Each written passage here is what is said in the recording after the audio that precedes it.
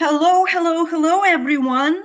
And I am very, very excited and thrilled to kick off our weekly calls with our Dr. Sveta. And let me properly introduce her.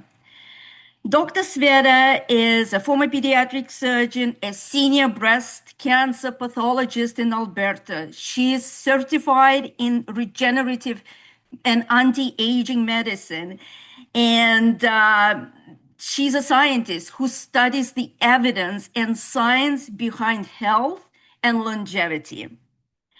Um, Beyond being an accomplished physician and researcher, Dr. Sveta is also an educator and a missionary at heart. She is dedicated her life to helping people understand health from a broader perspective, from kind of unconventional way of looking at things. She continuously attends conferences, seminars, always learning and bringing the latest to us, to others. So, most importantly, Dr. Sveta is an extraordinary human being. She volunteers in hospices, at children's hospitals, bringing comfort and emotional support to patients, accompanied by her stellar dog, beautiful therapy dog, Fiddler, who's absolutely gorgeous. So, Dr. Sveta, thank you. It's truly an honor to have you here today. Thank you very much. That's too long of an introduction. Let's get to the topic. So, yes, what I wanted to focus today is mainly on three questions about mental clarity and brain health.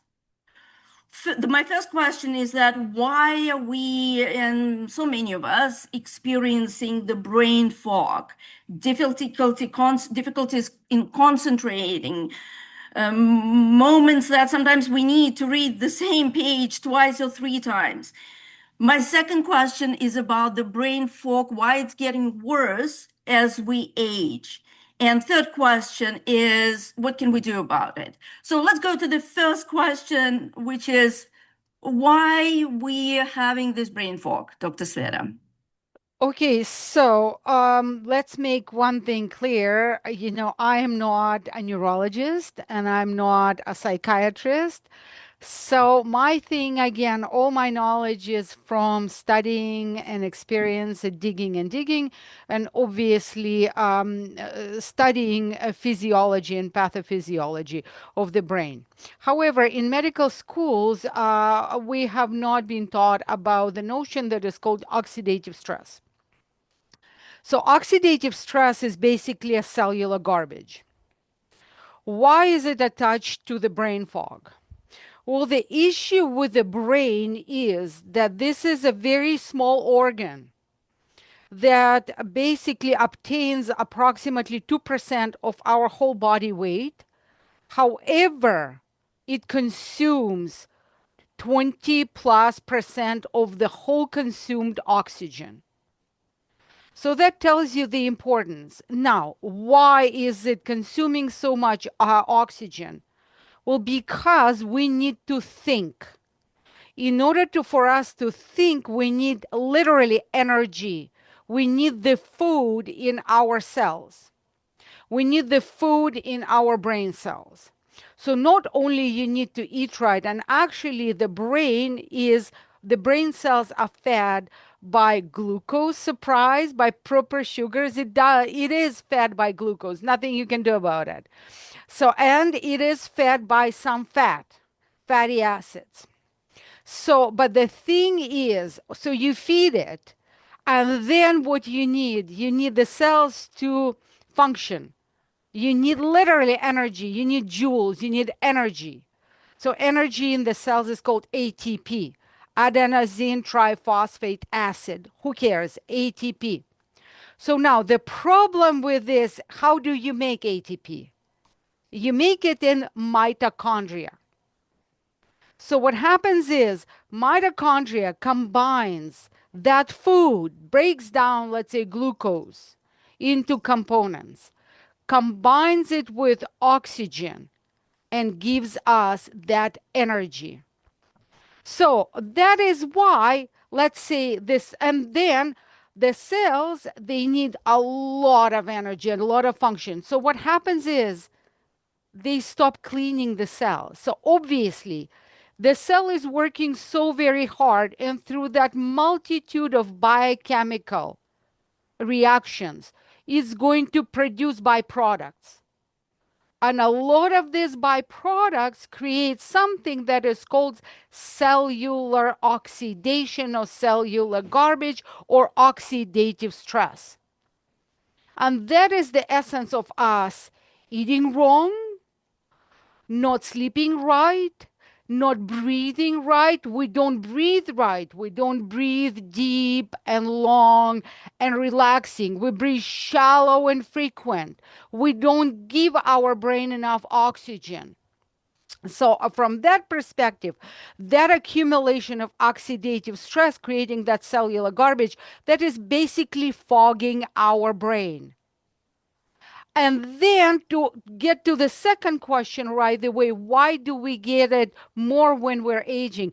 Because our capability of innerly cleaning our cells is diminished naturally.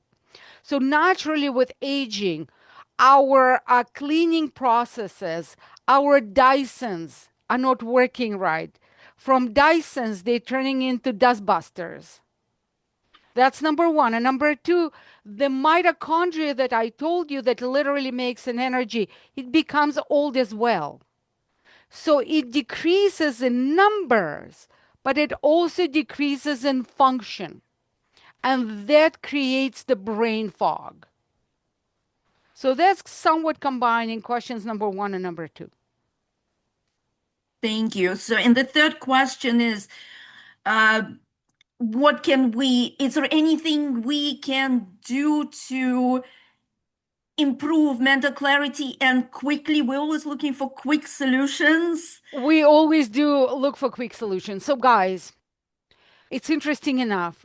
Like, I'm sorry, I don't want to be rude, but brain is a lump of fat. It is a lump of fat. It's basically wet fat. Sorry, just very, very growy. Because 60% of the brain composition is fatty. And then it's also very it's hydrated. It's liquidy.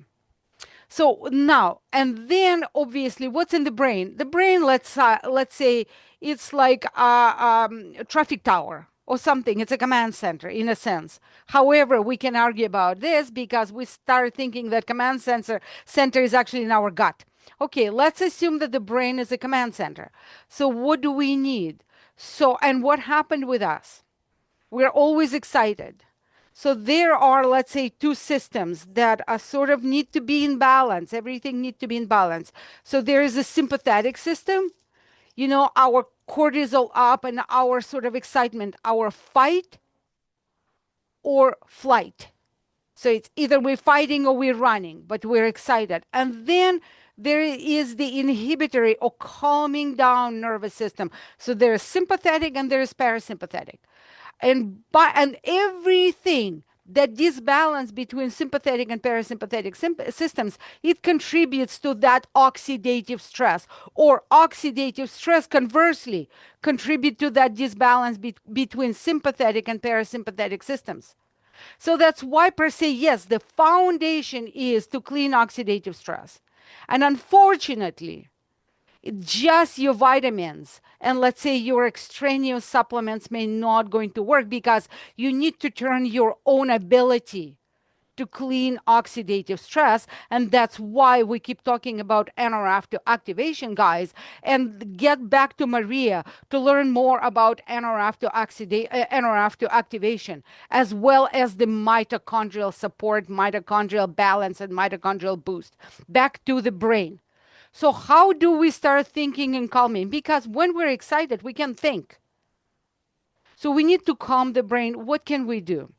So there is something that is called Axio, AXIO. So AXIO is that it's a drink, which I drink diligently every day for the last 10 years. And as you see, I use glass bottles. I don't use plastic.